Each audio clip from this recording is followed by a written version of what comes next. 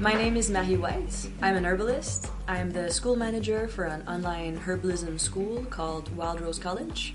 I've been in the field of herbal medicine for close to a decade soon. Herbalism is changing and fast.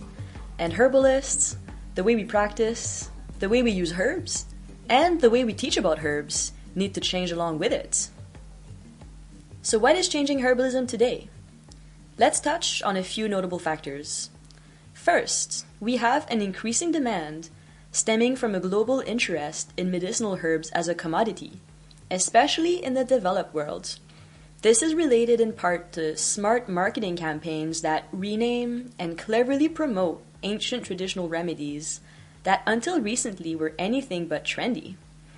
Think for instance of musty powdered herbs, a staple of Ayurvedic medicine for thousands of years, like the herb ashwagandha root, or traditional Chinese medicine remedy astragalus root. I mean, these herbs were not popular in the West until very recently. Ask any herb apothecary shopkeeper, the powdered herbs just did not sell. They sat there forever. That is, until a woman in California realized their potential and renamed them dusts. It's no longer a boring, old, weird-tasting powder. No, now it's been turned into a magical, sparkly dust with superpowers. The founder of Moon Juice capitalized on a very real need for the benefits of adaptogen herbs while rebranding them for our taste du jour, selling blends like brain dust, sex dust, and beauty dust. I mean, how can you resist those? I mentioned the word adaptogen. You might be wondering, what are adaptogens? In short, adaptogen herbs are defined as substances that help to bring the body into balance and to assist with mood, energy levels, and overall well-being.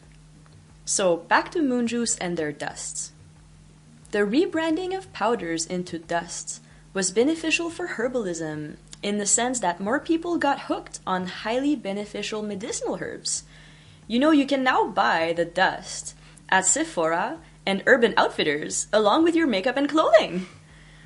But the truth is more complex and layered, of course, because there are consequences to the widespread commercialization of a living plant product, many of which, remember, are part of long-standing cultural traditions, and many of which only grow under certain conditions in the wild, like cordyceps, which we'll talk about shortly.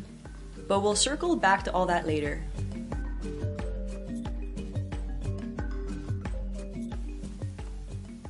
Let's get back to what makes herbs so popular right now. We just explained why marketing and branding is a factor here. Remember this because this is important. Another factor in the growing popularity of medicinal herbs is a current stress epidemic, a fragmentation of intimate relationships, a loss of connection to the natural world, all of which is feeding into the quest for natural remedies like adaptogen herbs that can act as a crutch as we continue to maintain unhealthy or unwholesome living habits, which adaptogen herbs can soothe by replenishing adrenal and endocrine health, balancing our hormones, lowering cortisol levels, overall lowering both the short-term and long-term effects of chronic stress, loneliness, and overwork.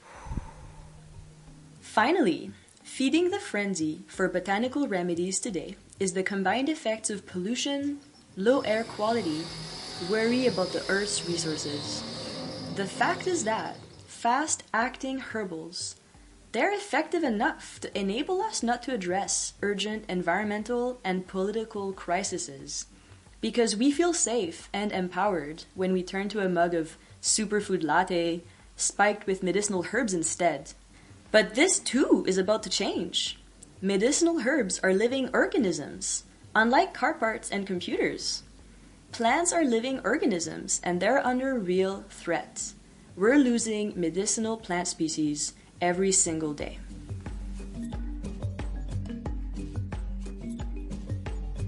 Let's talk about cordyceps, which I mentioned earlier. Cordyceps is a rare fungus that grows on caterpillars in the Himalayas. The growing popularity of cordyceps as an adaptogen herb in the global market in the last 10 years has helped remote Himalayan communities thrive financially from the harvest. But it came with a price. Overharvesting, along with the effects of climate change, has led to a sharp depletion of the species, along with environmental damage to the ecosystem. This could lead to a local extinction of cordyceps. You might think, oh well, this is happening in the Himalayas and that's like really far from us here in Canada and things like that, like unethical overharvesting in order to make a quick buck on the global market. That would not happen here in our part of the world. But that could not be further from the truth. We've overharvested medicinal herbs here in Canada to the point of near extinction. A good example is goldenseal. Goldenseal is considered threatened in Canada today. It is considered a vulnerable plant species globally due to unregulated wild harvest. So, we can't go back in time and change what happened, but we can still educate ourselves and take action now. Today, we have one herb in particular here in Canada that is on the verge of being the next big thing. I'm talking about Devil's Club, which is a sacred medicinal herb of the Haida Nation on the west coast of British Columbia. Devil's Club grows in the wild, mostly from coastal Alaska southward to central Oregon. It has really specific growing needs and a strong connection with salmon and bear populations. Devil's Club grows near streams where salmon spawn, providing shade and cover for salmon and their eggs. Bears roam to eat the salmon and also eat the leaves and stems of Devil's Club.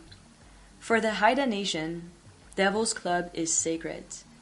It grows in circular patches in the woods, with the plants at the center known as the heart of the plant. Traditionally, you're not allowed to harvest Devil's Club until the spirit of the plant visits you in your dreams 3 times. On the 3rd visit, the plant shows you where you are to harvest it. Only then are you allowed to harvest Devil's Club. So what is the current threat with Devil's Club? Well, it was discovered recently that it possesses adaptogen properties.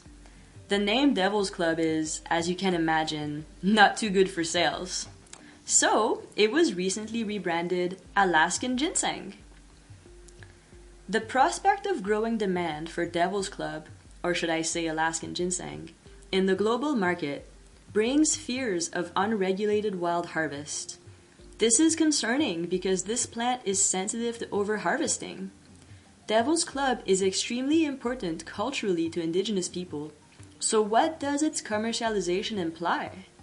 Will First Nations be recognized or compensated for nurturing this plant species for thousands of years, only to have us come and harvest the crap out of it so we can buy it packaged in fancy little jars at Whole Foods?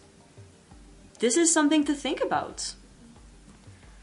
So when we say that herbalism is changing, and we need to change the way we practice herbalism as well, this is what we mean. Medicinal herbs can no longer be consumed with no consideration for the way they were grown or harvested. They cannot be consumed with no consideration for the rich cultural and spiritual traditions behind them. So let's conclude here with some action pieces. Sustainable herbalism, the new herbalism, demands that we only use herbs we feel we really need. Are you buying herbs because they're trendy, or because they have a property you'll really benefit from? Aside from consuming herbs, what can you do to be healthier and happier? Can you sleep more? Can you work a bit less? Can you spend more time in nature? Can you nurture your friendships, your relationships, and your bonds? Finally, when you do choose to purchase a medicinal herb product, do you know where it came from? Do you know if it was ethically made? If you're tempted to buy an exotic herb from far away, can you replace it with a local alternative? Maybe even one you can grow and harvest yourself? This is the future of herbalism. Medicinal herbs have provided us with nourishment and health for thousands of years. Now it's our turn to help them.